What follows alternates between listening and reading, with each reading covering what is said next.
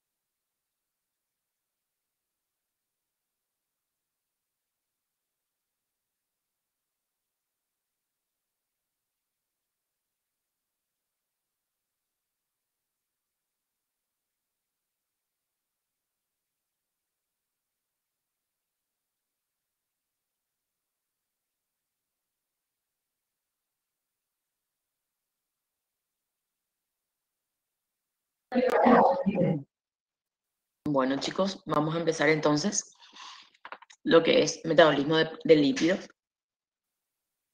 Nuestra segunda respuesta metabólica. Bueno, antes que nada, vamos a empezar eh, a hablar específicamente de lo que ya habíamos visto y en qué parte de todo el contexto metabólico entran los lípidos. Es diferente hablar de que cuando yo tengo, vamos desde el inicio, yo voy a consumir carbohidratos, ¿ok? Al consumir carbohidratos, yo hago funcionar mi glucólisis, hago funcionar mi ciclo de Krebs y hago funcionar mi fosforilación oxidativa. Si yo me excedo en la comida, entonces yo hago funcionar mi glucólisis, mi ciclo de Krebs y en vez de conseguir energía, yo hago reserva. Hasta ahí estamos bien, ¿verdad? ¿Cuál es la diferencia? Ahora, si yo consumo alcohol, yo en vez de usar mi glucólisis aeróbica, yo utilizo la glucólisis anaeróbica. Continúo haciendo metabolismo de carbohidratos, pero no estoy utilizando la reserva, estoy utilizando otra ruta metabólica. Ahora, vamos a dar el ejemplo de consumí algo, me excedí y decidí que no voy a comer más carbohidratos. Cuando yo decidí que no voy a comer más carbohidratos, al primer día, al segundo día y al tercer día yo inicio a usar mis reservas de carbohidratos. Cuando la reserva de carbohidratos termina, es donde yo activo mi segunda respuesta metabólica, que se tratan de los lípidos. ¿Qué me ofrece a mí los lípidos? Cuando yo como lípidos, ¿qué mi cuerpo me ofrece? Me ofrece la posibilidad de conseguir energía, la posibilidad de reservar energía y cuando yo proceso estos dos, obligatoriamente yo tengo excreción. ¿Qué quiere decir eso? Que cualquiera de nosotros puede hacer cetonuria. ¿Qué es cetonuria? Son cuerpos cetónicos en un producto de excreción. Por lo tanto, chicos, si yo dejo de carbohidratos, yo activo mi metabolismo de lípidos cuando termina mi reserva energética. Y ahí es donde yo utilizo como fuente de energía a los lípidos. ¿Quedó claro esto?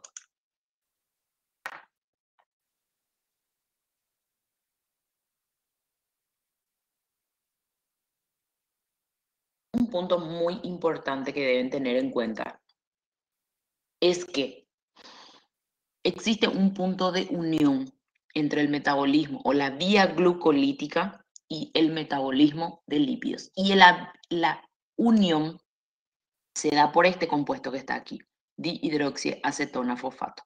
Entonces, eso es lo que quiero que entiendan, que la vía glucolítica se une al metabolismo de lípidos por medio a este compuesto que está aquí. Y ya les voy a mostrar cómo. Punto importante. Dentro del metabolismo de lípidos, ustedes tienen dos tipos de lípidos. Los que cumplen funciones y los que no cumplen funciones. Al contrario del metabolismo de lípidos, al contrario del metabolismo de carbohidratos, que la glucosa es la que da energía y el glucógeno es el que se reserva, en el metabolismo existen los colesteroles y los triglicéridos. Los triglicéridos son encargados de ofrecerme energía a mí y los colesteroles son los encargados de la parte funcional del cuerpo. O sea que el colesterol es el que transporta, el colesterol es el que hace estructura, el colesterol es el que le está ofreciendo a ustedes la parte funcional, la parte trabajadora del metabolismo de lípidos. Entonces, para que yo pueda pensar efectivamente en lo que trabaja y en lo que no trabaja, yo tengo que pensar en las funciones de los colesteroles. Para que yo pueda interpretar un perfil lipídico o un análisis de grasas, yo tengo que saber primero qué incluye. ¿Y qué incluye un perfil lipídico? El colesterol total, el colesterol HDL, el colesterol LDL, el colesterol VLDL,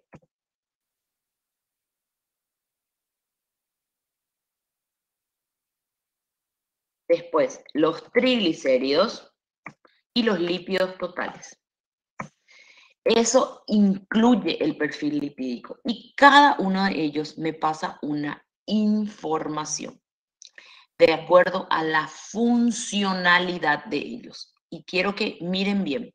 El colesterol VLDL está encargado de agarrar los triglicéridos del hígado para llevar afuera, a los tejidos. Bueno, ahora, de acuerdo a eso, yo voy a observar a mi paciente. Esa es la interpretación, ¿sí? Ese es su trabajo. Ahora, de acuerdo a su trabajo, yo les pregunto a ustedes, vamos a interpretar. Si yo tengo un paciente con hipertrigliceridemia, los VLDL, ¿cómo debe estar? ¿Aumentado o disminuido?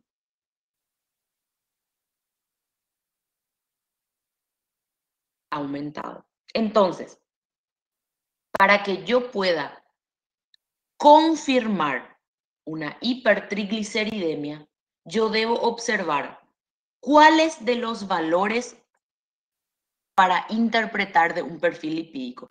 Tengo que mirar los triglicéridos, tengo que mirar el colesterol VLDL y tengo que mirar los lípidos totales. Una vez que yo observen esos 3 valores más la clínica de mi paciente, es donde yo puedo confirmar la hipertrigliceridemia. ¿Por qué? Porque los triglicéridos son lípidos circulantes y ellos aparecen después de la comida. Entonces, si yo tengo triglicéridos altos, eso puede ser solo por un mal ayuno. Claro, los valores de 1800, 900, esos no mucho en el ayuno, sino que es un valor ya del paciente. Pero un valor de 150, 200, hasta 300 de triglicéridos es una hipertrigliceridemia, pero no quiere decir que sea una hipertrigliceridemia patológica. ¿Me comprenden? Puede ser solo después de una comida o de una ingesta excesiva de lípidos. Entonces yo tengo que tener la clínica. Bajo ningún criterio, no, porque el HDL tiene otra función, entonces no altera eso. Y ahora vamos a ver cuál es la función del HDL. El HDL transporta colesterol y el LDL transporta colesterol. En cuanto al error, chicos, me explico en algo. Cuando ustedes comen nomás algo exagerado un domingo y al día siguiente se mandan a hacer los análisis sin un ayuno adecuado, vamos a decir que comieron algo a las 3 de la mañana y deciden hacerse sus análisis el lunes a las 6 de la mañana. Son 3 horas de un metabolismo que sigue funcionando. Entonces, si yo me excedí en los lípidos, eso va a aparecer en mis análisis. Pero si no es algo constante, por ejemplo, si mi VLDL no está transportando constantemente, el VLDL se va a ver en sus valores normales y el triglicérido se va a ver afectado. Sin embargo, si es algo constante, el VLDL ya les va a pasar la información junto con el triglicéridos. ¿Me comprenden? Tendría que ser una unión de ambos para que yo pueda decir que eso es constante, no es momentáneo. Entonces yo puedo tener una observación momentánea de acuerdo a la dieta, pero si a pesar de mi dieta, el VLDL, el triglicéridos y los lípidos totales están aumentados, quiere decir que es algo que viene de constancia, que es algo común dentro de ese paciente. ¿Me están comprendiendo? Si uno de ellos nomás está alterado, debo hacer una investigación un poco más a la historia clínica de mi paciente. Pero si los 3 están alterados, observo la historia clínica y ahí verifico que efectivamente ahí hay un problema de hipertrigliceridemia. No se puede hacer las cosas aleatorias. O sea, yo no puedo agarrar solo el triglicérido sin la historia clínica. Yo necesito de la historia clínica de mi paciente. ¿Por qué? Porque la historia clínica a mí me va a dar la causa del mal comportamiento alimentario. Si yo tengo solo triglicéridos elevados, no me sirve. ¿Sí? Entonces, ¿qué es lo que yo tengo? El colesterol LDL transporta colesterol. El VLDL transporta triglicéridos. Son 2 lípidos diferentes, porque el LDL le lleva al colesterol para que trabaje. El VLDL, ¿qué hace? Agarra el triglicéridos para darme energía. ¿Me comprenden la diferencia? Entonces, todo el mundo habla de que existe un mal colesterol y un buen colesterol. Y yo les digo que eso depende de quién tienen enfrente. El kilomicrón, ¿qué es? Él transporta el triglicéridos y los colesteroles de la dieta. Entonces, esto es el transportador de la comida, esto es el transportador de lo que ya hay dentro de mi cuerpo, de lo que ya está reservado y de lo que ya viene para el catabolismo. El kilomicrón corresponde al anabolismo o a la fabricación y el VLDL y los otros colesteroles corresponden al catabolismo o a lo que efectivamente se va a hacer ya dentro del cuerpo, o lo que se va a hacer con el producto. Y el IDL es un precursor, ¿sí? A partir del IDL yo construyo el LDL. Sin el IDL yo no puedo construir. Es como decir, son los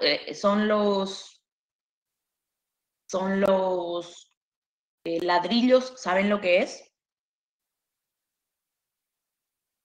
Chillolo. Es como el chillolo para construir la muralla. ¿Me comprendes?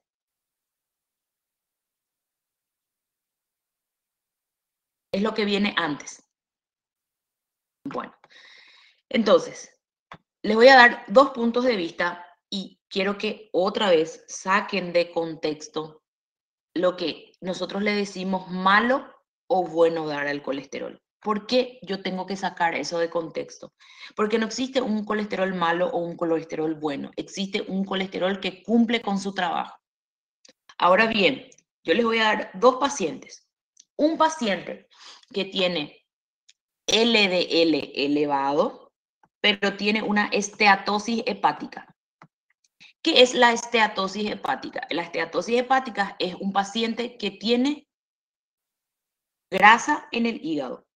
¿Acaso si yo tengo grasa en el hígado, el LDL, sacando esa grasa, no está cumpliendo una buena función?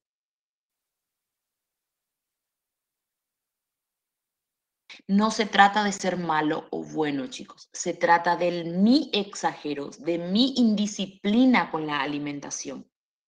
Lo único que hace el LDL es cumplir con su trabajo. Si yo me excedí en la comida, él se va a exceder en su trabajo. Entonces, ¿qué quiere decir? De que él está trabajando mal, pero él está trabajando. Él no es el malo de la historia, soy yo la desorganizada.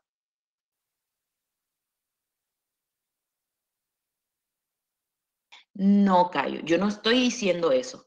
Yo en ningún momento dije eso. Yo no dije que el LDL, el mal funcionamiento del LDL causa la esteatosis. Yo estoy diciendo que si yo como mal, yo tengo esteatosis. Y entonces mi LDL trabaja exageradamente, por lo tanto, él está aumentado. Pero eso no quiere decir que él está haciendo mal su trabajo. ¿Me está comprendiendo? El LDL no es la causa, jamás. Él está trabajando mucho porque él tiene mucho trabajo porque yo hice mal lo mío. ¿Sí? Entonces, a la larga, ¿qué va a pasar si yo me excedo en mi trabajo? Eso no se... Y si yo, de repente, yo tengo 10 LDL que están trabajando, ¿ok? Y después yo tengo una esteatosis hepática y tengo que tener 20 trabajando.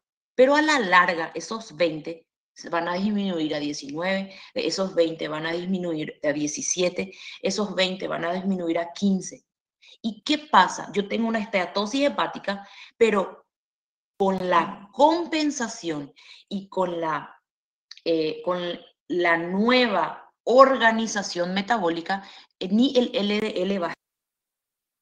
¿Por qué? Porque mi cuerpo se equilibró a esa mala condición.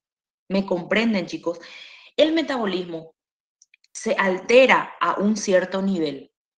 Después de ese cierto nivel, él se acostumbra a lo malo. Entonces, es una compensación negativa de mi metabolismo.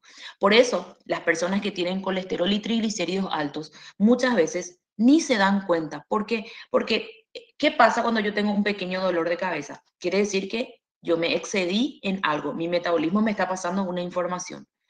Me pasó el dolor de cabeza. En el siguiente exceso que yo coma, yo voy a exceder un poco más.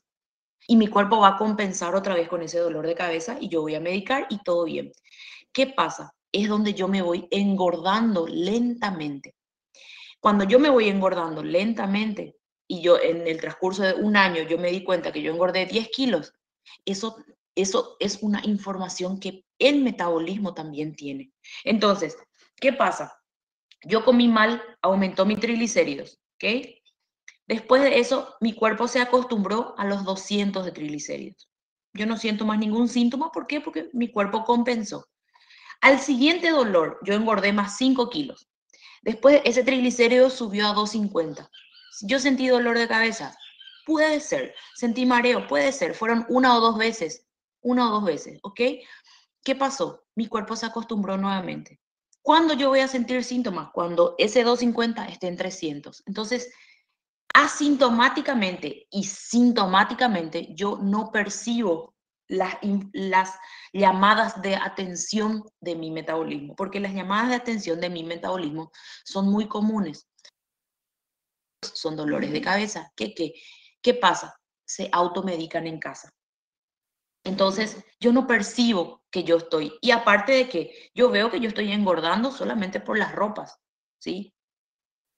Todo eso es una información que es pasada por el metabolismo, pero es una información que es imperceptible muchas veces al ser humano. ¿Por qué? Porque él sigue comiendo, porque él sigue siendo sedentario, porque esa es su rutina.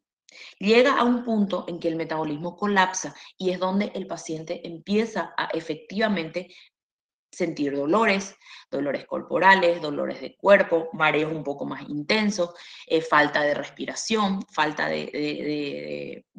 al caminar un poquito ya se sienten un poco cansados. Entonces, ¿cuándo se da eso? Cuando efectivamente mis colesteroles están cansados de cumplir con su función de manera correcta y la cumplen de manera aleatoria. ¿Me están comprendiendo, chicos? Entonces, no se trata de que el LDL sea malo y el HDL sea bueno. Se trata de que específicamente yo estoy desorganizada en mi alimentación. Si yo tengo una alimentación adecuada, el LDL va a transportar el colesterol que yo comí hacia los tejidos y el HDL va a sacar eso y va a excretar. Ellos van a trabajar en un equilibrio, ¿sí? A partir del momento de que yo tengo un desequilibrio, ellos también van a tener exceso de trabajo. Y a partir de ese exceso de trabajo es lo que yo voy a ver espejado en los análisis clínicos. Entonces, no se trata específicamente del perfil lipídico en sí, y sí de la historia que viene detrás del perfil lipídico. ¿Me están comprendiendo? Exactamente. ¿Y qué otro punto de vista yo tengo que tener? Como ellos son los que van a pasarme a mí ciertas informaciones, ¿dónde ocurre el metabolismo de lípidos? Depende. Si es trabajo, que el colesterol en toda la circulación, porque él está trabajando haciendo transporte de colesterol. El HDL y el LDL, el VLDL, hacen su transporte ¿para qué? Si él saca del hígado para llevar a la circulación, ¿para qué saca a la circulación? Para que esa circulación pueda utilizar ese lípido para construir hormonas, para construir membranas. Entonces, yo hago un transporte para que eso tenga una vida útil. Sin embargo, si yo quiero utilizar o si yo quiero hacer energía, yo utilizo otro tipo de metabolismo. O sea que yo utilizo otro tipo de tejido. ¿Qué tejido yo uso? El tejido adiposo. El tejido adiposo es el que a través del metabolismo de lípidos me pasa a mí energía. Y para eso yo tengo que hacer de que el tejido adiposo se disuelva. ¿Y cómo hacer para que grasa se disuelva en agua? ¿Por qué se disuelva en agua? ¿Cuánto de agua nosotros somos?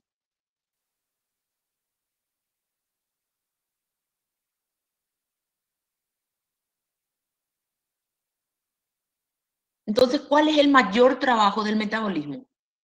Disolver el tejido adiposo. ¿Para qué? Para que el tejido adiposo pueda mezclarse con el agua y darme a mí energía.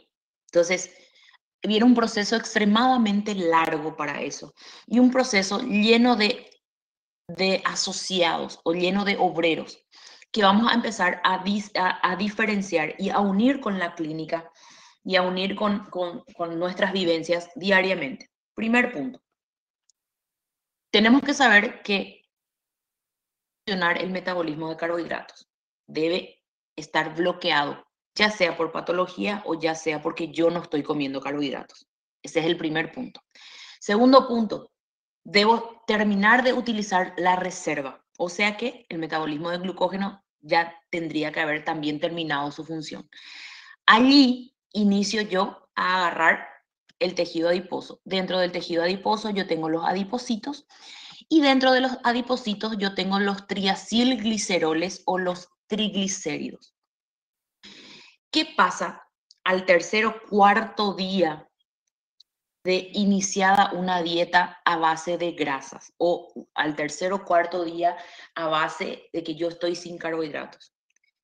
Yo empiezo a romper los triglicéridos. ¿Y qué es triglicérido? Triglicérido es un alcohol, que es un glicerol, unido a 3 ácidos grasos. 3 ácidos grasos. Entonces yo tengo 3 ácidos grasos. Entonces, ese es el triglicéridos, triacilglicerol. Y triglicéridos es la misma cosa. Entonces, ¿quién viene y corta? La lipasa viene y le corta al triglicéridos. ¿Pero en qué le corta? Le corta en alcohol y le corta en 3 ácidos grasos. ¿Comprendimos ahí? ¿Dónde? Ahí vienen los VLDL o los kilomicrones según sea y hacen el transporte para que se inicie efectivamente el metabolismo. Pero, ¿cómo yo degrado triglicéridos?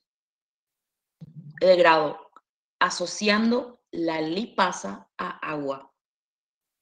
Por eso, cuando se inicia una dieta cetogénica o una dieta a base de lípidos, la boca queda extremadamente caliente y teóricamente yo necesito de agua. Entonces yo busco tomar agua, yo tengo sed. ¿Por qué? Porque mi metabolismo requiere de agua para cortar el triglicéridos. ¿Ya les pasó eso de que empezaron una dieta baja en carbohidratos y al tercer o cuarto día la sed empieza a aparecer?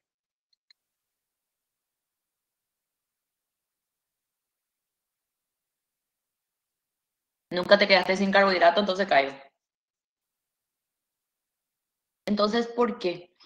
Porque efectivamente el cuerpo el metabolismo requiere de agua y cuando el metabolismo requiere de agua, automáticamente el paciente queda con sed. Entonces, eso es, sed quiere decir,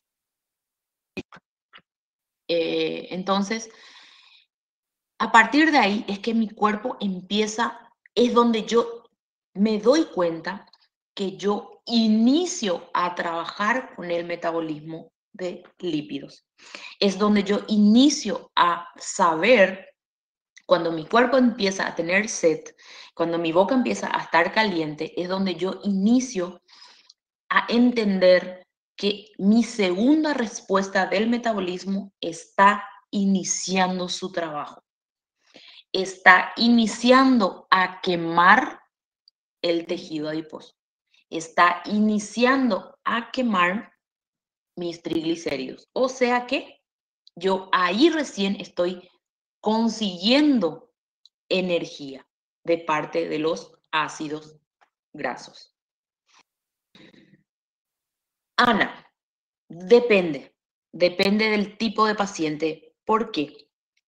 En un paciente epiléptico, por decirlo así, cuando el paciente tiene crisis de epilepsia, adrenalina.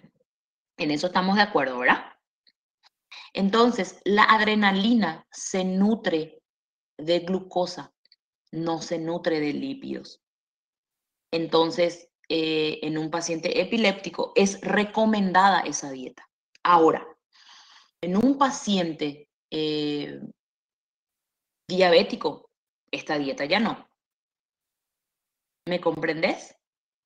Entonces, depende mucho de quién está enfrente tuyo para recomendar o no esta dieta. Si yo tengo un metabolismo funcionante y normal, es un estilo de vida, ¿sí? No puede ser una dieta. Tiene que ser un estilo de vida. ¿Por qué? Porque vos le vas a acostumbrar a tu metabolismo a trabajar de esa manera, porque eso es lo que vos querés. Ahora, siempre va a depender de tus requerimientos estéticos también. Bueno, ¿qué otro punto tengo que saber? Ustedes saben que ya les expliqué que el triglicéridos tiene un alcohol y 3 ácidos grasos, ¿verdad? Entonces, ¿qué es lo primero que el cuerpo va a procesar?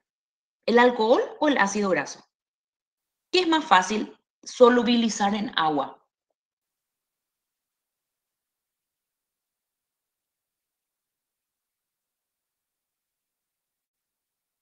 Entonces, ¿qué va a pasar?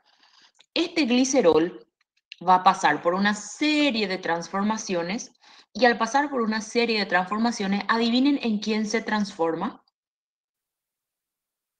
Se transforma en dihidroxiacetano fosfato. Entonces, ¿qué pasa? El glicerol transformado en dihidroxiacetano fosfato viene, entra a la vía glucolítica, se transforma en gliceraldehído 3-fosfato, que se transforma en piruvato, y este piruvato se transforma en acetil, que entra al ciclo de Krebs y que entra a la fosforilación oxidativa y consigue energía. Ahora entienden por qué el metabolismo de lípidos también está unido al metabolismo de carbohidratos. El problema es que él entra a mitad de camino y no necesita de la insulina. Pero ¿qué pasa con el diabético? El diabético usa esta línea de TREM. Y entonces yo vengo a usar esta línea de TREM y el paciente que está usando su metabolismo de lípido usa la misma línea. Entonces, si en el diabético esta línea está descompuesta, ¿les parece a ustedes que este tren que usa la misma línea no se puede descomponer?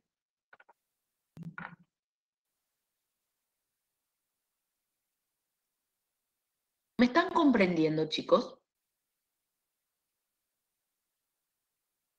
Si existen dos trenes que utilizan el mismo trilio, ¿sí? Entonces, el diabético, si no se cuida, su metabolismo de lípidos va a estar afectado. El diabético, ¿acaso ustedes ya nunca escucharon que el diabético tiene riesgo a tener triglicéridos altos también? ¿Ya escucharon eso? Es por culpa de esta situación. ¿Por qué? Porque los dos usan el mismo camino.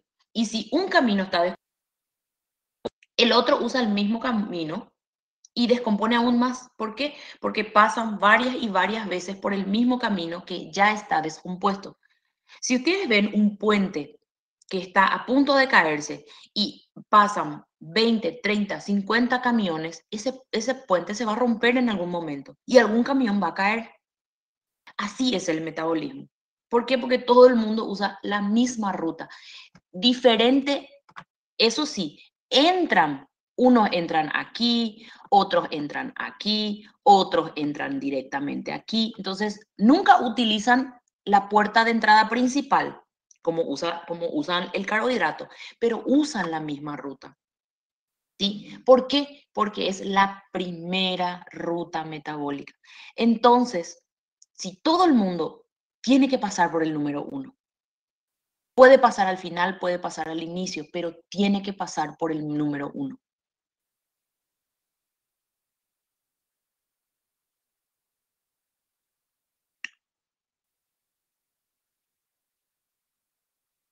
No, Cayo. Eh, cuando vos hablas de metabolismo de carbohidratos, vos entras desde el inicio y terminás produciendo piruvato, ¿sí? Pero entras en la glucólisis.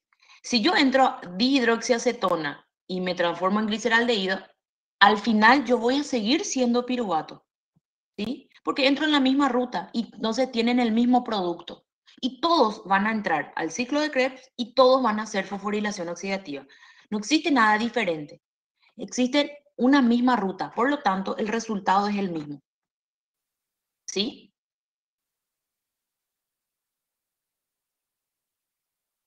No. El metabolismo de lípidos no es la usa la vía glucolítica.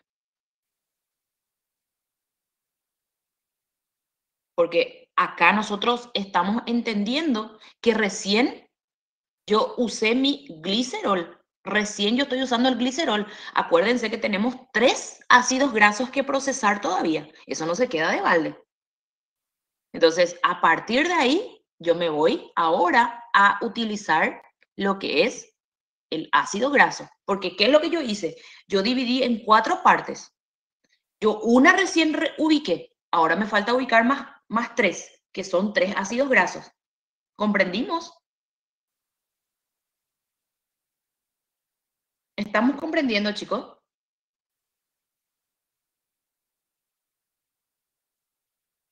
Lo único que yo hice hasta ahora fue gastar. ¿Qué es lo que yo hice? Yo comí algo. Yo dejé, primero, vamos desde el inicio. Yo dejé de comer carbohidratos.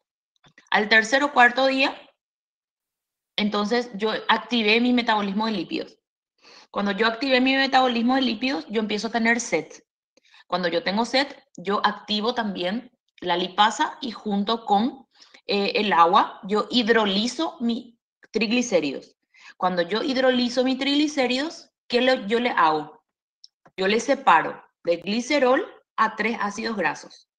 El glicerol sufre transformaciones y se transforma en dihidroxiacetona, que va a la glucólisis, a transformarse en piruvato, a irse al ciclo de Krebs y hacer fosforilación oxidativa y conseguir energía. Esa es la primera parte. ¿Comprendimos? Ahora, ¿qué yo tengo que hacer? Yo tengo que usar los ácidos grasos, que son 3. Son 3 ácidos grasos. Pero el ácido graso es lípido y es más difícil de solubilizar específicamente dentro de la célula. Entonces, yo paso por una serie de procesos y en esa serie de procesos yo tengo secretarios. Uno de mis mayores secretarios es la albúmina. ¿Por qué? Porque la albúmina hace la activación del ácido graso.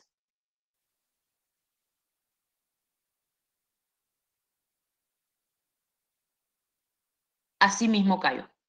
Lo que escribiste es correcto.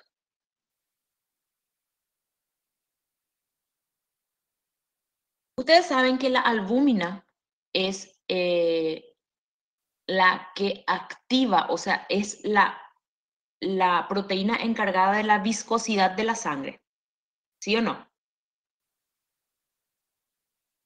¿Por qué ella es encargada de la viscosidad de la sangre? Porque ella, ¿cuál parte, Patrick? Si me decís, ¿cuál parte de lo que tengo que repetir desde el inicio?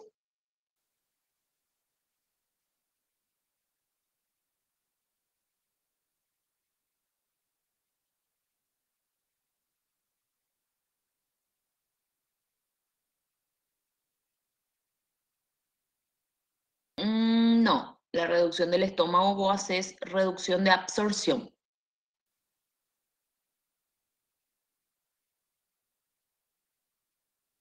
La reducción de estómago vos sacás una porción de absorción. Vos le sacás a tu cuerpo la posibilidad de absorción. Eso quiere decir que vos tenés que reponer lo que tu cuerpo ya no puede absorber. Porque al absorber, vos estás haciendo metabolismo. Entonces vos no captás los nutrientes necesarios. Yo no te corto a vos tu metabolismo. Yo te saco a vos la capacidad de absorber nutrientes para activar tu metabolismo.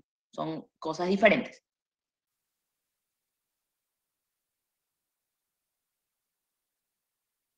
Bueno, entonces, ¿qué es lo que nosotros tenemos? Vamos desde el inicio.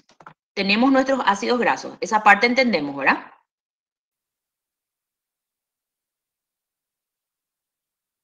Ahora vamos a pasar a degradar ácido graso. Ya utilizamos el alcohol, ya descartamos el alcohol. Ahora vamos a usar los ácidos grasos. Vamos a la parte de los ácidos grasos, en donde nosotros tenemos 3 secretarios. El primer secretario es la albúmina. ¿Por qué? Porque del tejido adiposo yo necesito transportar los ácidos grasos, ¿sí? Y para eso yo tengo la albúmina. Por eso la albúmina es la encargada de la viscosidad de la sangre, porque ella es la que transporta los ácidos grasos que fueron ya activados. O sea que lo que ya fueron separados específicamente allá en el tejido adiposo. Entonces ya fueron separados, ya fueron cortados, entonces ellos pasan a sangre. ¿Para qué? Para que yo pueda llevar ¿dónde? ¿Dónde les parece a ustedes que ocurre la degradación o el catabolismo de los ácidos grasos? A nivel hepático.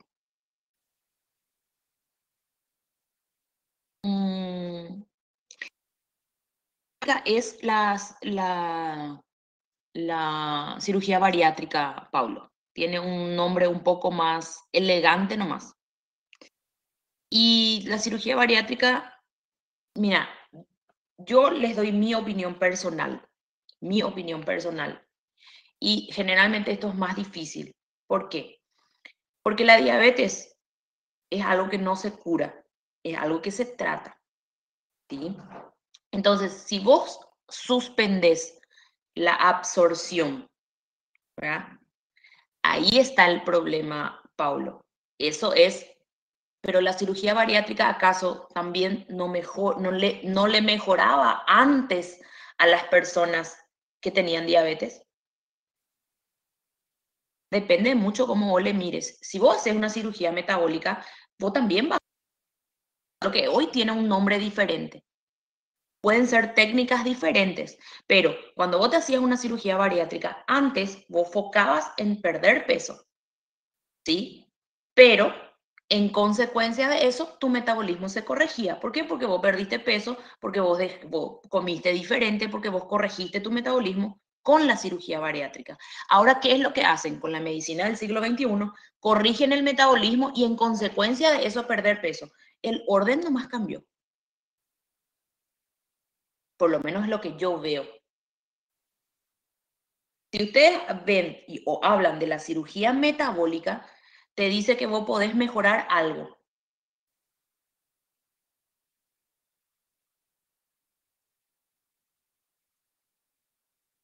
Claro, son técnicas más avanzadas y hoy día todo el mundo está enfocado en la salud, ya no en la pérdida de peso. Entonces se cambiaron los nombres nomás, pero la técnica es más.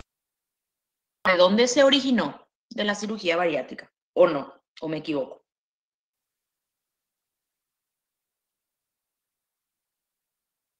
Se modernizó nomás. Es la misma cosa que antes yo hacía una cirugía de una cirugía para piedras en la vesícula, yo abría. Hoy día con antes se hacía una abertura enorme. Hoy día no hace falta, ¿verdad? Yo tengo otras técnicas. Nada más que eso, se le da un punto de vista diferente. Pero la persona que se hace la cirugía metabólica tiene que tomar vitaminas de por vida. La persona que se hace cirugía bariátrica tiene que tomar vitaminas de por vida. Los nombres cambiaron, las técnicas cambiaron, pero las consecuencias no, porque el ser humano sigue siendo el mismo. Patrick, la albúmina tiene varias funciones dentro del metabolismo, no solo esa. Por eso ella es la encargada de la viscosidad sanguínea. Y una de sus funciones efectivamente es transportar el ácido graso, ¿sí? Y dentro del hígado es donde dentro de la mitocondria, del hepatocito, es donde nosotros efectivamente realizamos la degradación del ácido graso para que yo pueda efectivamente conseguir energía a través de eso, ¿verdad? Pero la albúmina no es su única función y ya van a ver eso a través de... ¿Cuál es la función de la albúmina? Viscosidad de la sangre. Entonces, ella tiene a su cargo transportar inúmeros metabolitos encargados de mantener esa viscosidad. No sé si me comprendes, si me expliqué.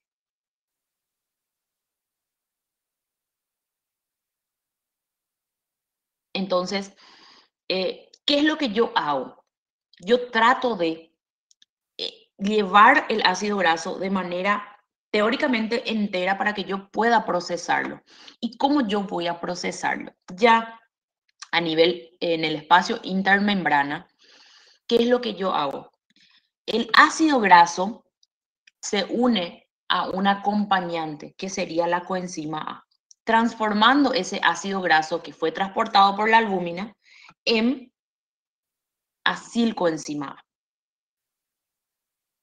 El acilcoenzima A es un compuesto que tiene mayor a 10 carbonos, por lo general. ¿Por qué? Porque es un ácido graso y el ácido graso es esqueleto carbónico.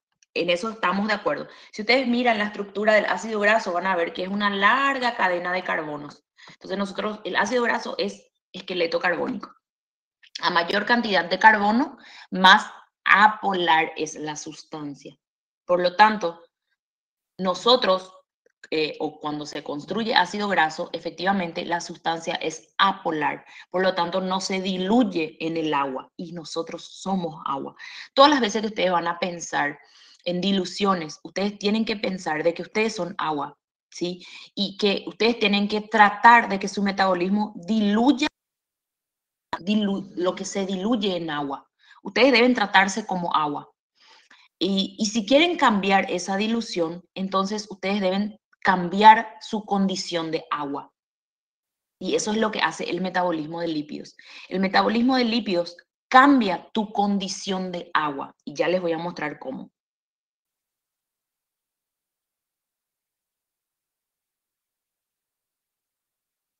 Ahí, Camila, es un punto muy importante. La cirugía bariátrica corrige el peso, no corrige tu organización alimentaria. ¿Qué es lo que vos tenés con la cirugía bariátrica? Vos corregís tu condición fenotípica, no corregís tu condición metabólica. Por lo tanto, si vos no cambias tu estilo de vida, si vos no cambias tu rutina, todo va a volver desde el inicio. ¿Qué es lo que vos hiciste con la cirugía bariátrica? Vos cerraste tu vida y reiniciaste, o sea, se te enseña a volver a comer como fuera como es de bebé, porque las personas que se hicieron la bariátrica saben que a la primera semana toman solo agua, después tienen que comer solo fruta, después hay una cierta papita que tenés que comer hasta volver a comer normal. Entonces, ese proceso es un proceso en el cual vos tenés que reeducarte de forma alimentaria, ¿sí? Si esa reeducación no ocurrió en los primeros años o en los primeros meses y la persona volvió a comer como quería, el metabolismo va otra vez a hacer lo que siempre hizo, acostumbrarse a lo que vos le das de comer. La cirugía bariátrica te da una oportunidad para que vos cambies tu estilo de vida. Si vos no cambias tu estilo de vida, vas a tener consecuencias peores. ¿Por qué? Porque antes, cuando vos no tenías la cirugía bariátrica, vos absorbías todo lo que comías de nutrientes. Sin embargo, con la cirugía bariátrica y la desorganización alimentar, vos tenés otra vez un déficit alimentar, un déficit en la nutrición. O sea que lo que vos, es lo mismo que yo te diga, el que vos te hagas una cesárea no impide que vos te vuelvas a embarazar, ¿o sí?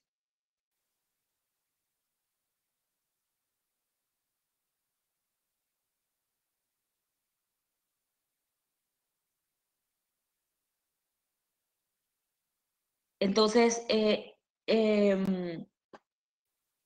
entonces no depende específicamente, chicos, de un médico. Depende de lo que vos querés para vos. Depende de tu disciplina alimentaria. Por eso, ningún médico, o muchos de los médicos, solicitan para la cirugía bariátrica 1 o 2 años de acompañamiento psicológico. Porque muchas de las personas que tienen sobrepeso tienen patologías de base para su sobrepeso. Su sobrepeso sería una consecuencia de otras patologías. Entonces, ¿qué tiene que hacer el médico? Sanar la base del problema. Importantísimo es sanar la base de tu problema para que vos puedas seguir efectivamente dando a conocer la situación de tu paciente. Porque ¿de qué te sirve? Te dice tu paciente, un ejemplo muy común, te dice tu paciente, doctora, yo no me quiero embarazar más. Ok, pero sigue teniendo relaciones sin cuidados. ¿En qué yo le puedo ayudar como médica?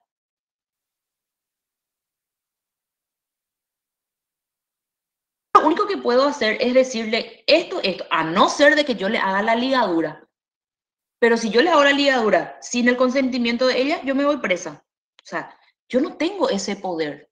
La única persona que tiene ese poder es el propio paciente. Entonces, no se trata, chicos, no se trata de curar. Se trata de hacerle entender al paciente que se tiene que curar y que se quiere curar. De lo contrario, ni el tratamiento más caro que ustedes le den va a funcionar. ¿Entendimos hasta acá? Entonces, y que conste, chicos, que con la cirugía bariátrica yo no bloqueo ningún metabolismo. Al contrario, yo le reeduco a mi metabolismo a volver a funcionar. Solo que si yo le reeduco mal, él va a funcionar mal. Si yo le reeduco bien, él va a conseguir lograr su objetivo. Bueno, entonces vamos a imaginarnos, tiene 14 carbonos. Entonces, este que fue transportado por la albúmina se transformó en un acilcoenzima A. ¿Se acuerdan cuántos carbonos tenía el acetil? ¿Acetil cuánto tenía? El acetil, que viene del piruvato, que tenía 3 carbonos, se transformó en uno de 2 carbonos. Esto tienen que recordar. Ahora, este acilcoenzima A, que fue transportado y todo, debe entrar y está en el espacio intermembrana, debe entrar a la matriz mitocondrial. ¿Para qué debe entrar? Para que me pueda a mí ofrecer la respiración celular. Y la respiración celular se llama como ciclo de Krebs. Entonces, este acil se va a asociar a un transportador que se llama carnitina. Y la carnitina se vende en cualquier farmacia que ustedes puedan conseguir. ¿Quién toma carnitina acá? Toma carnitina, los que se van al gimnasio.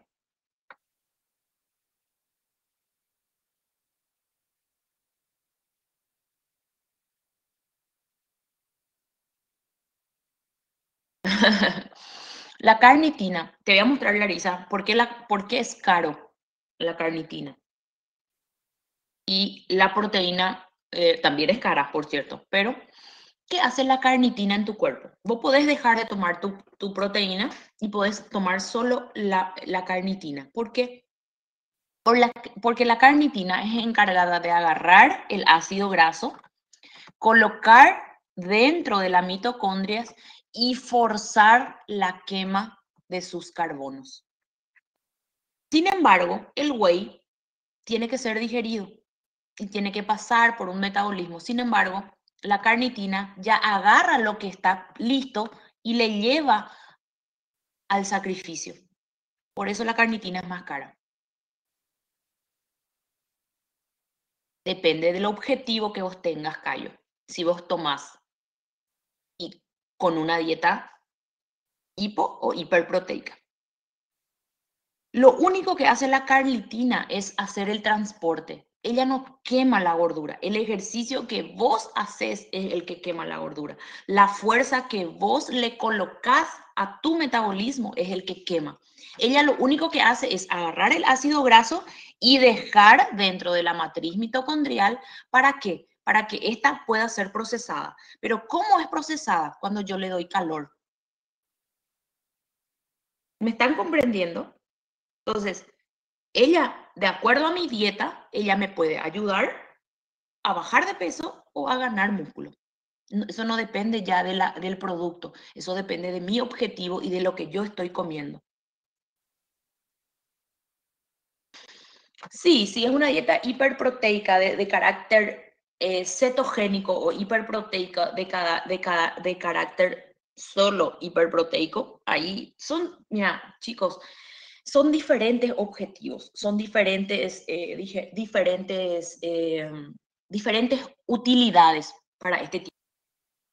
¿Por qué? Porque va a depender mucho de lo que yo quiero. Entonces, yo le puedo ubicar a la carnitina con una dieta hipoproteica le puedo ubicar a la carnitina con una dieta cetogénica, le puedo ubicar a mi carnitina como tratamiento de triglicéridos altos, claro que sí, pero ¿qué? No puedo darle la carnitina sin el ejercicio, no puedo darle la carnitina sin la dieta. ¿Por qué? Porque el uso o la función de la carnitina requiere de calor, requiere de energía. Entonces, si yo tomo la carnitina y me quedo sentada en mi sofá, ¿funciona? Entonces, la carnitina solo no hace milagros. Lo siento mucho decirles, chicos, pero los suplementos y cualquier tipo de suplemento que vos le coloques a tu cuerpo necesita de calor. O sea que tienen que irse al gimnasio. No, absolutamente nada, Nazareno. ¿Por qué? Porque ella tiene un trabajo dentro de la vía. Ahora, si yo estoy tomando, ¿qué pasa? ¿Y por qué la gente siempre dice que acelera? Si mi cuerpo está acostumbrado, te explico. Si mi cuerpo está acostumbrado a 1000 kilocalorías por día, entonces yo tengo 1000 carnitinas para esas 1000 kilocalorías, ¿ok? Si yo tomo 2000 carnitinas, esas 1000 van a estar esperando un impulso extra. ¿Me comprendes? Y ese impulso extra es calor. Sin el calor, vas a tomar tu carnitina y va a estar ahí. Se van a estar peleando por nada. O sea, yo necesito activar. Entonces, si yo tengo que tener más principios activos para que eso pueda funcionar. O sea que yo puedo tener 2000 carnitinas y 1000 kilocalorías, ¿sí? Puedes hacer un cardio intenso. ¿Y por qué se les recomienda comer cada 2 horas? ¿Por qué les parece que se les recomienda con suplementos comer cada 2 horas o con ejercicios comer cada 3 horas? Porque ustedes necesitan del principio activo para hacer funcionar su metabolismo. ¿Me están comprendiendo? O sea, vos podés hacer un cardio intenso, pero tenés que comer también. No sirve absolutamente quedarte en un ayuno, hacer ejercicio y después llegar a tu casa, después de todo el esfuerzo, tomar tu carnitina, tomar tu whey protein o comer un asado y una cerveza después. Tiene que haber disciplina. No existe milagro para el metabolismo. El metabolismo tiene una regla y esa regla debe ser respetada junto con la dieta, junto con los suplementos y junto con el ejercicio. De tal manera que si ustedes hacen ejercicio, deben hacer una alimentación correcta. Si ustedes toman suplemento, deben hacer ejercicio. Entonces, vos buscamos un equilibrio. ¿Qué pasa? Cuando yo como bien y no hago ejercicios, entonces mi metabolismo trabaja conjunto con eso que yo como. O sea, yo no necesito de ejercicios si yo estoy comiendo la cantidad que mi cuerpo requiere. El problema está cuando yo me excedo en la cantidad de comida. Si yo me excedo en la cantidad de comida, yo bajo para quemar eso que yo comí en exceso. Pero igualmente mi cuerpo va a reservar. O sea, nada se va a destruir. Todo va a tener un lugar. Solo que esa reserva, por muchos años, ¿en qué se transforma? En sobrepeso. ¿Por qué, chicos? Porque teóricamente yo tengo que comer lo adecuado. Por eso se habla de requerimiento diario nutricional. No se habla de requerimiento semanal. O ustedes ya escucharon un requerimiento semanal. El nutricionista cuando ustedes le agarra y le hace una dieta, le hace por día o le hace por, por mes.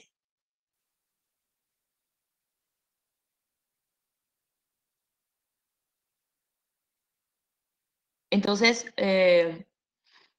no se trata, y ya les digo, no se trata de los suplementos. Ustedes pueden tener los suplementos más caros en la galería de su armario, pero si no hacen ejercicio y si no hacen una alimentación correcta, eso no funciona. Entonces, ¿qué hace la carnitina? Le coloca el ácido graso a la matriz mitocondrial. ¿Y qué pasa en la matriz mitocondrial? En la matriz mitocondrial tenemos dos procesos. Tenemos el proceso posterior. ¿Qué es la beta oxidación? Es donde yo quemo y consigo por fin la llave para poder entrar al ciclo de Krebs. ¿Por qué? Porque el ácido graso es muy pesado para poder entrar al ciclo de Krebs directamente. No es como el piruvato, el piruvato se transforma en acetil y abre el ciclo de Krebs y entra a la respiración celular. Sin embargo, el ácido graso tiene ¿cuántos carbonos? Infinitos. Vamos a dar el ejemplo de 14 en este caso. Entonces, ¿qué pasa en las reacciones del ciclo del ácido graso? ¿Qué es lo que yo hago? Yo genero energía, indirecta, por cierto. Fabrico un cuerpo cetónico en la primera vuelta. Fabrico un acetilcoenzima A y después me sobra un acilcoenzima A. ¿Cuántos carbonos tiene el acetilcoenzima A? Ok, 2. Entonces, yo fabriqué un cuerpo cetónico, yo fabriqué un acetilcoenzima A. El acetilcoenzima A se va al ciclo de Krebs y del ciclo de Krebs a la fosforilación oxidativa. Entonces, este acilcoenzima A me sobró ¿cuántos carbonos acá? Me sobró 10. Por lo tanto, yo me voy a subir para la siguiente vuelta. Me sobró 12, perdón, porque yo le saqué 2. ¿Ok? Me sobró 12. Entonces, en la siguiente vuelta yo voy a generar otra vez energía, voy a generar el cuerpo cetónico, voy a generar un acetilcoenzima A que se va a ir al ciclo de Krebs y a la fosforilación oxidativa y me va a sobrar otra vez otro acilcoenzima A. ¿Pero con cuántos carbonos? 10 carbonos. Va a ser una siguiente vuelta, por eso se llama ciclo de Linen o beta oxidación. Este ciclo yo utilizo para fabricar mis acetilcoenzima A que van a entrar al ciclo de Krebs y a la fosforilación oxidativa. ¿Acaso el ciclo de Krebs y la fosforilación oxidativa no hacen parte también del metabolismo de carbohidratos?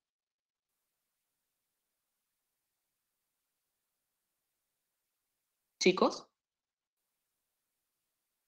¿me comprenden qué es lo que pasa acá?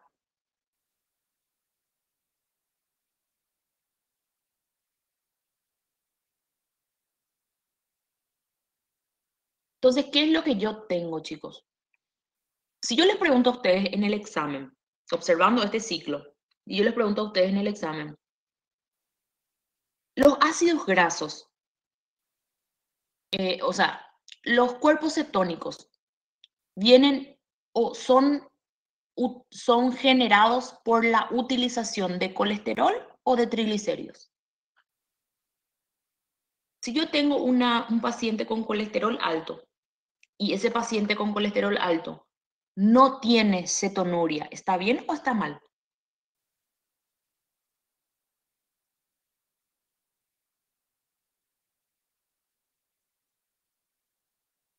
¿En qué momento nosotros usamos acá colesterol, chicos?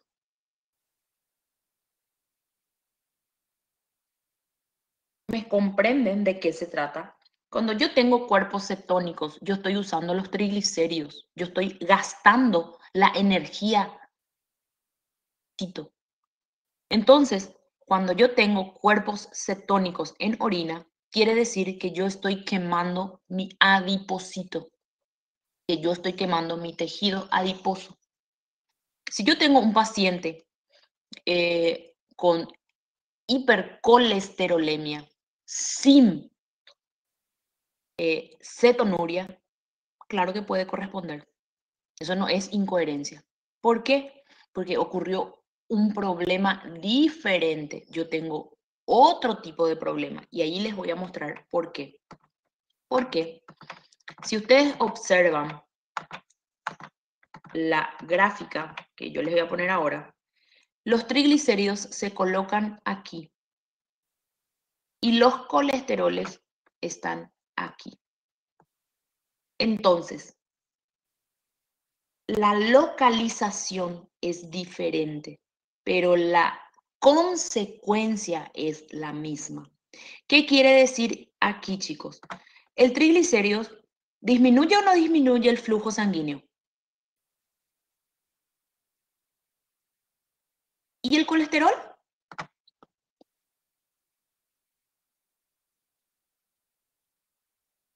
¿Sí o no?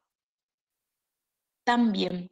La sintomatología es la misma porque el comportamiento de la localización es la misma, disminuye el flujo sanguíneo. Pero para que yo sepa si el problema está en los triglicéridos y en los colesteroles o en los colesteroles, yo tengo que interpretar mi médico. Otro punto muy importante, ustedes van a ver personas muy obesas con toda la clínica de una hipertrigliceridemia o de una hipercolesterol. Y le hacen los análisis y no van a ver colesterol. ¿Por qué eso? Porque para que yo encuentre colesterol, yo tengo que tener una lesión aquí. ¿Por qué? Porque mi colesterol está adentro. Él le va a causar los síntomas a mi paciente. Pero cuando yo hago la punción sanguínea, ¿dónde yo entro? Yo entro acá, en la circulación. Y si no está en la circulación, ¿cómo yo voy a encontrar? ¿Cómo ustedes pretenden que yo encuentre? Entonces, la hipercolesterolemia muchas veces no se refleja en los análisis de sangre. ¿Por qué? Por la localización del lípido. Sin embargo, los triglicéridos, si yo punzo, yo voy a encontrarle circulante.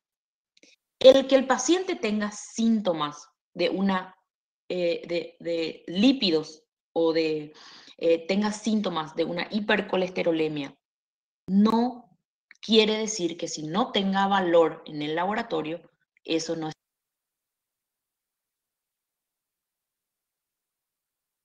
¿Me comprenden? Cayo, en cuanto a tu pregunta, vos podés tener glucosa, vos no podés tener lípidos. ¿Por qué no podés tener lípidos? Porque al comer lípidos, vos procesás y los transformás en cuerpos cetónicos. ¿Me comprendés? Vos cuando procesás el ácido graso se transforma en cuerpo cetónico. Entonces, cuando vos activás tu metabolismo de lípidos, vos activás la producción de cuerpo cetónico. Entonces, ¿cuál es la primera ley de la termodinámica? ¿Me escuchan, chicos? Termodinámica, que todo se transforma. Entonces, si vos consumís lípidos, debes excretar cuerpos cetónicos. Si vos consumís lípidos y excretar lípidos, tu metabolismo no funciona. Sí, claro que sí, vos podés tener. Cuando vos tenés cuerpos cetónicos y glucosa juntos, ¿qué es lo que te quiere decir? ¿Cómo tenés que interpretar? La glucosa en la orina, te voy a llevar al segundo slide para que puedan entender. La glucosa fijen la pregunta de Cayo que dice, si puedo tener cuerpos cetónicos y glucosa juntos en la orina. ¿Qué quiere decir glucosa y cuerpos cetónicos juntos en la orina? Glucosa. ¿Qué dice la respuesta del metabolismo? La respuesta del metabolismo dice que yo tengo que tener energía y reserva. No existe excreción, ¿ok? Y Cayo me pregunta si yo puedo tener glucosa en la orina. Glucosa en la orina, ¿qué quiere decir? Que este metabolismo no funciona, ni su energía ni su reserva. Por lo tanto, mi cuerpo activó la segunda respuesta del metabolismo y al activar la segunda respuesta del metabolismo generó cuerpos cetónicos. ¿Me comprendes? Entonces, los cuerpos cetónicos me indican a mí que yo estoy obteniendo energía. ¿De dónde? Del metabolismo de lípidos. ¿De dónde específicamente? Del catabolismo de los ácidos grasos. Sí, Burobirasir. Esa es la única respuesta que vos tenés. ¿Qué pasa? Existen dos situaciones. Vos podés dejar de o puede dejar de funcionar. Son dos contextos diferentes. ¿Por qué? Porque la misma respuesta yo voy a tener. Si yo dejo de usar, mi cuerpo va a entender que efectivamente debe usar la segunda respuesta del metabolismo. Si yo dejo de usar. Pero cuando yo consumo algo, esto vuelve a funcionar y esto se bloquea nuevamente. Sin embargo, cuando yo tengo un diabético, esto no funciona nunca.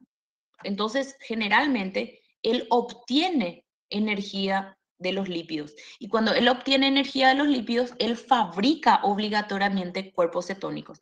Y al fabricar cuerpos cetónicos, yo le doy características ácidas a mi sangre. Es donde el diabético consigue su cetoacidosis diabética. ¿Me comprendes? ¿Me comprenden, chicos? ¿Hasta dónde llegamos?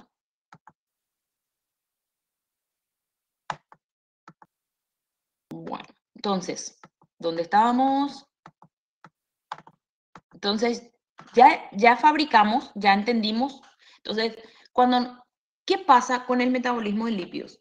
Yo uso la albúmina para transportar mi ácido graso, yo uso la coenzima A para transformar en acilcoenzima A, yo uso la para poder ingresar a la mitocondria y yo uso la beta oxidación o ciclo de Linen para fabricar mis acetilcoenzima A que van a entrar al ciclo de Krebs y a la fosforilación oxidativa. ¿Comprendimos la línea?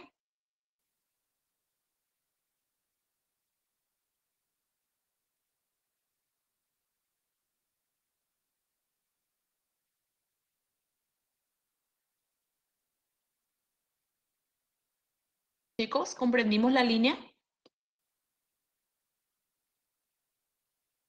Ahora viene, ¿cuánto tiempo? Ahí está el problema. La gente siempre me pregunta, ¿en cuánto tiempo yo entro en cetosis? Primero, vamos a definir qué es cetosis. Después voy a pasar a ese punto para poder finalizar. Vamos a definir qué es cetosis. Y les voy a colocar bien acá en el último. Creo que está. Cetosis. Cetosis es el conjunto de cetonemia, cetonuria y aliento a cetona.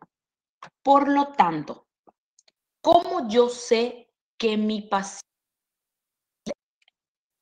la producción de lactato se te da allá en la glucólisis anaeróbica, Patrick?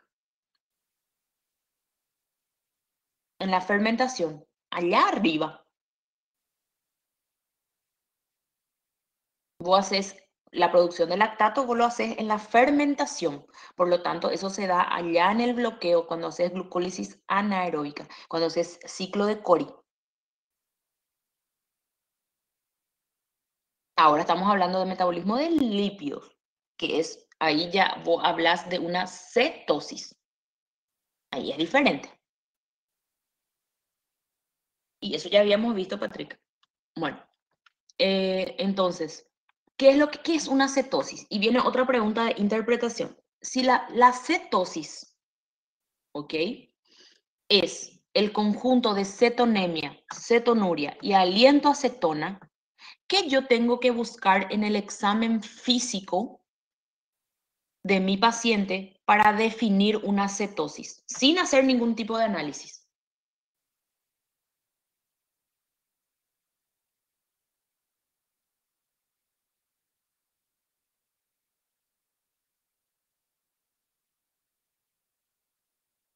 Sí.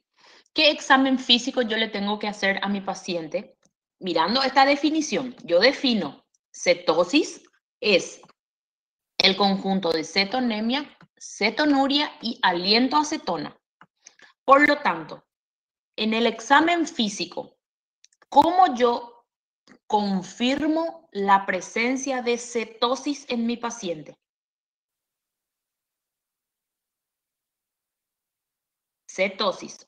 Si yo veo una si yo no veo una cetonemia, porque esto se hace en sangre, si yo no veo una cetonuria, porque esto es de orina, y lo único que yo veo o yo siento, es el aliento a acetona, entonces, en el examen físico, ¿cómo se define una cetosis? En el examen físico, una cetosis se descubre o se define por el aliento del paciente. Si mi paciente tiene un aliento a cetona, yo ya tengo que subentender que allí hay cetonuria y allí hay cetonemia, porque si mi paciente tiene aliento a acetona, sí o sí tiene los dos. ¿Cuál es la mayor consecuencia que tiene un paciente cuando tiene o cuando hace trabajar su metabolismo de lípidos?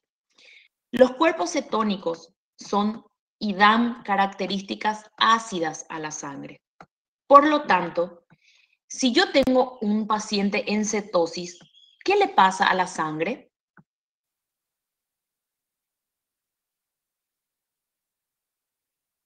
Sí, por lo general sí.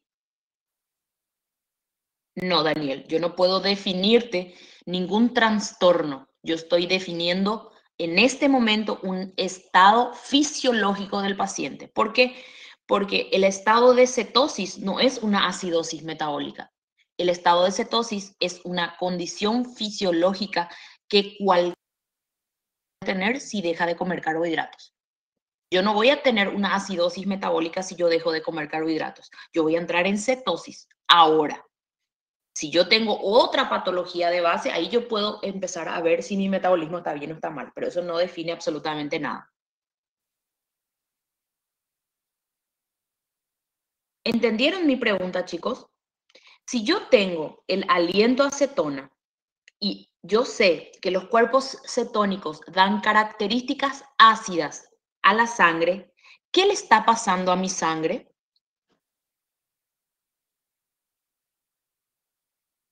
¿Se está convirtiendo en qué?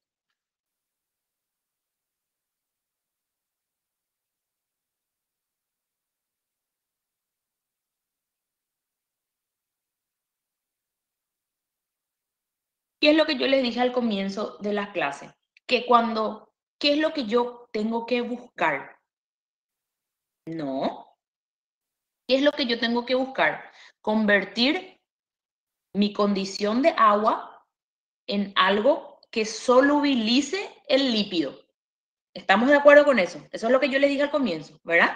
Entonces, si yo tengo dos baldes y en un balde yo tengo ácido y en este balde yo tengo agua y yo tiro aquí gordura, ¿qué va a pasar en el balde que tiene ácido? ¿Qué le va a pasar a la gordura? ¿Se va a disolver, sí o no? Ok. Y en el balde en el que hay agua, ¿se va a disolver, sí o no? Entonces, ¿qué le pasa o qué hace el metabolismo o qué hace la cetosis?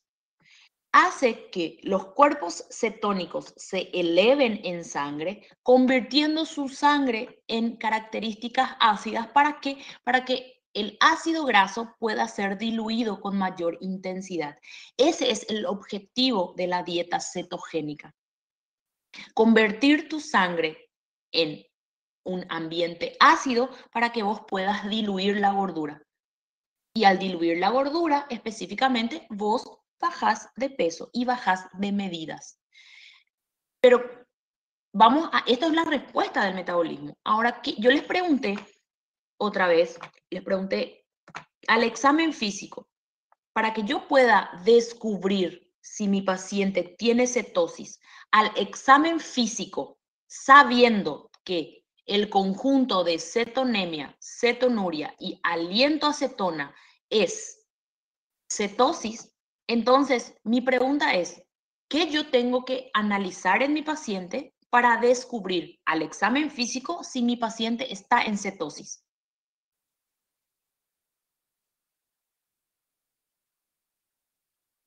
Claro que sí. Si los cuerpos dan características ácidas y mientras vos le des ácido, le colocas ácido a tu cuerpo o vos generás ácido en tu cuerpo, específicamente, vos quemás la gordura. ¿Por qué les parece, chicos, que un paciente diabético tipo 1 que tiene cetoacidosis diabética siempre es muy flaco?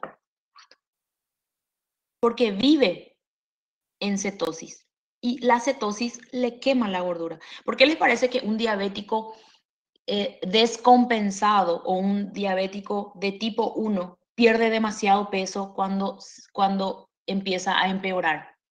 Porque es un paciente que entra en cetosis constante, su sangre está ácida y por lo tanto disuelve toda gordura.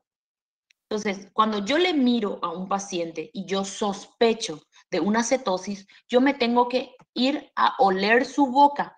Al oler su boca, yo voy a sentir el aliento a acetona y yo ya tengo que subentender que su sangre está llena de cuerpos cetónicos y que de su orina está lleno de cuerpos cetónicos. ¿Cómo se llaman los análisis? De esta misma manera. Se solicita cetonuria o se solicita cetonemia. Pero mi pregunta es, otra vez les hablo, ¿sirve a mí? Yo ya olí la boca de mi paciente, yo ya sé que mi paciente está en cetosis. ¿Para qué yo quiero saber cuánto tengo de cetonemia o de cetonuria? ¿Me va a ayudar en algo? Si yo ya, el examen físico ya me dice a mí que mi paciente está en cetosis y estas dos informaciones me van a pasar la misma información, que mi paciente está en cetosis. ¿Cuál es la consecuencia de un paciente en cetosis? La baja de pH sanguíneo. Entonces, ¿qué es lo que yo tengo que pedir cuando mi paciente está en cetosis patológica? Porque existe la cetosis fisiológica, ¿verdad? La que yo me causo. Cuando mi paciente está en una cetosis patológica, yo debo hacer una gasometría. ¿Para qué? Porque en la gasometría yo verifico el pH sanguíneo. Y si el pH sanguíneo está bajo, yo tengo que regular eso. ¿Para qué? Para que mi metabolismo pueda funcionar nuevamente. ¿Me comprenden? Ningún metabolismo funciona con desequilibrio de pH y desequilibrio de temperatura. Si yo quiero que mi metabolismo funcione, yo tengo que corregir el pH y la temperatura. Y eso es una de las cosas que yo... ¿Por qué la tiamina no estaba respondiendo al paciente? Porque yo tengo que corregir el pH. El pH de mi paciente estaba 7.2. Si yo no corrijo el pH, ¿y cómo voy a implementarle el tratamiento?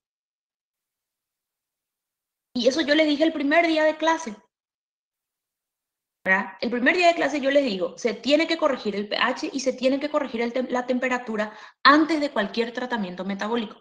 ¿Por qué? Porque ustedes necesitan equilibrio en esos dos factores con electrolitos, Patrick. Con electrolitos o bicarbonato, depende mucho del tipo de acidez, porque algunos corrigen solo con oxígeno. Porque si es una acidosis respiratoria o si es una acidosis metabólica, depende mucho de cuál. Depende mucho de los trastornos que vos tengas. Vos tenés 4 tipos de trastornos. Tenés la acidosis respiratoria y tenés la acidosis metabólica.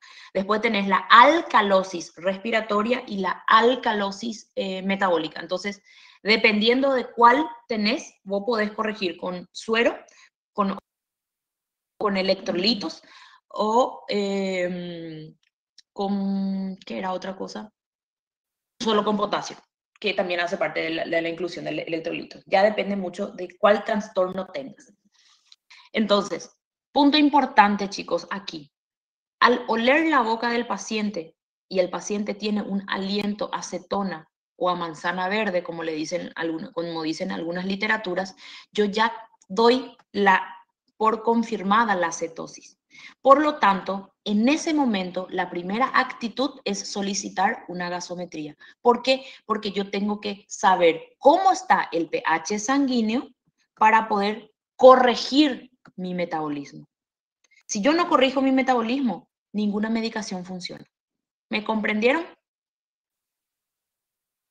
Otro punto muy importante también dentro del metabolismo de lípidos, que es algo importante de ser mencionado, es que dentro del metabolismo existe una organela, que es el peroxisoma, también muy importante dentro de este metabolismo. ¿Qué hace el peroxisoma? El peroxisoma degrada, ¿sí? Por lo tanto, si el degrada, efectivamente degrada también los ácidos grasos. ¿Cómo degrada? Degrada cortando los ácidos grasos de cadena larga. ¿Qué es un ácido graso de cadena larga? Un ácido graso de cadena larga es el que tiene más de 20 carbonos. Entonces, ¿qué hace el peroxisoma? El ácido graso ingresa dentro del peroxisoma, lo corta en 2 de 10, por decirlo así, y esto pasa a la beta oxidación. Entonces, ¿qué es lo que yo hago? Yo degrado lo que es muy grande para que pueda entrar más fácilmente, para que pueda ser más fácilmente soluble al agua. Entonces, y esa función es imperceptible, a no ser de que vos tengas adenoleucodistrofia. Cuando el paciente tiene adenoleucodistrofia, el paciente pierde la función del peroxisoma. Él no puede cortar los ácidos grasos de cadena larga. Y cuando yo no puedo cortar los ácidos grasos de cadena larga, ofrecerme a mi energía.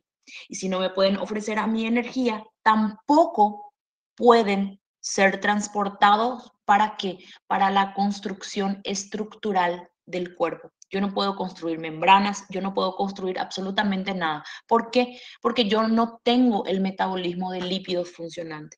Si yo no tengo el metabolismo de lípidos funcionante, yo no construyo aislantes. Exactamente. Mi metabolismo sirve, Ana Julia, solo que él solamente procesa ácidos grasos con cadenas de menor de 20 carbonos. Y la mayoría de los ácidos grasos, chicos, como el ácido palmítico, tiene 131 carbonos. Entonces el peroxisoma es prácticamente algo extremadamente necesario dentro del metabolismo de lípidos.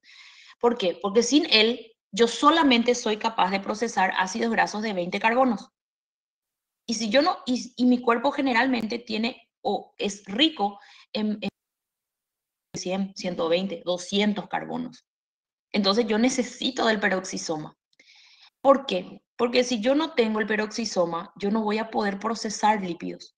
Y los lípidos son encargados de las hormonas, los lípidos son aislantes. ¿Y cuál es el aislante más importante del cuerpo? Díganme un poco, chicos, ¿cuál es el aislante más importante del cuerpo humano? Aislante. A nivel cerebral, por ejemplo.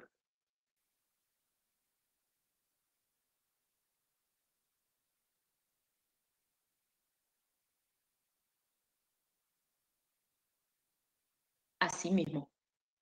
Las vainas de mielina son aislantes. Entonces, si yo no puedo vainas de mielina, ¿qué le pasa a mi cuerpo? Entonces, si ustedes observan el paciente con adenoleucodistrofia, como el metabolismo es algo que se va amoldando con el tiempo y con la edad, el paciente con adenoleucodistrofia nace teóricamente bien, pero se va degradando a medida que el metabolismo va madurando. ¿Por qué? Porque el metabolismo de lípidos es necesario en la primera infancia, porque yo necesito generar mis hormonas, yo necesito generar un montón de cosas, yo necesito procesar un montón de cosas, yo necesito energía. Es una patología genética, Ana. Se llama adenoleucodistrofia. Naces sin la función del peroxisoma. Tenés el peroxisoma, pero naces sin la función. Es una patología genética. Y creo que si ustedes ya habrán visto la película de El óleo de Lorenzo, seguro que ya habrán visto y que no habrán. Ese paciente es un paciente que tiene adenoleucodistrofia. Por lo tanto, él no tiene la función del peroxisoma. Entonces sus padres buscan desesperadamente un óleo que él pueda tolerar, un aceite que él pueda usar para poder, para que él pueda tener una sobrevida mejor. Porque si vos le das un óleo de 30 carbonos él no procesa, por lo tanto le atrofia. Entonces, como su metabolismo puede procesar solo los de 20 carbonos, ellos buscan un óleo para ser utilizado en estos pacientes. ¿Le va a curar? No. ¿Le va a dar una vida mejor? Sí. Eso es lo que va a hacer, pero nunca le va a curar. No sé si ya vieron la película. Es bastante interesante, es súper antigua. Pero es interesante de verse. Sí. Ninguna patología, chicos, que tenga defecto enzimático puede ser curada. Inclusive, hablando con la doctora Gabriela Marmori, que seguro que ustedes le conocen, estábamos hablando de un paciente que tenía, cuando era más joven, cuando era más bebé, tenía intolerancia a la lactosa. Después, en su primera infancia, no tuvo ningún inconveniente y ahora en la adolescencia vuelve a tener la intolerancia a la lactosa. ¿De qué se trata eso, chicos? La enzima, principalmente la lactasa, es lo que nosotros vimos en la clase. Ella es una enzima que funciona de la nada y deja de funcionar de la nada. Entonces, ustedes pueden tener al inicio, al medio o al final de la vida y van a tener siempre. No, Patrick. La beta oxidación ocurre en las mitocondrias. ¿Qué ocurre en el peroxisoma? La degradación de ácidos de cadena larga. ¿Quién te ofrece a vos la energía? El ciclo de Krebs. Entonces, ¿cuáles son los pasos? Vos comiste gordura. Te explico así. Comiste gordura, bloqueaste tu carbohidrato. Vamos de inicio. Bloqueé mi carbohidrato. Comí gordura. Al comer gordura, yo efectivamente activé mi lipasa. Mi lipasa, conjunto con el agua, cortó mi glicerol y mis ácidos grasos. Mi glicerol ya procesé, ya sabemos cómo procesamos, me sobraron 3 ácidos grasos. El primer ácido graso es transportado por la albúmina al espacio intermembrana. El espacio intermembrana agarra, lo asocia junto con la coenzima A y después viene la carnitina, agarra y lo coloca dentro de las mitocondrias. Dentro de las mitocondrias, de la matriz mitocondrial, yo hago beta oxidación para poder fabricar mi acetilcoenzima A, ingresar al ciclo de Krebs y hacer fosforilación oxidativa. ¿Dónde entra el peroxisoma? Cuando ese ácido graso tiene más de 20 carbonos. Cuando ese ácido graso tiene más de 20 carbonos, antes de entrar a la beta oxidación, él pasa por el peroxisoma y entonces puede pasar a la beta oxidación. ¿Me comprendiste?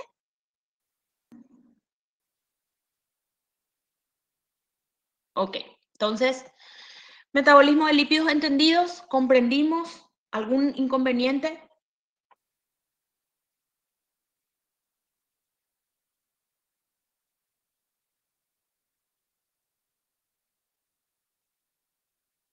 Ok, recesito de 30 minutitos y pasamos a la siguiente etapa.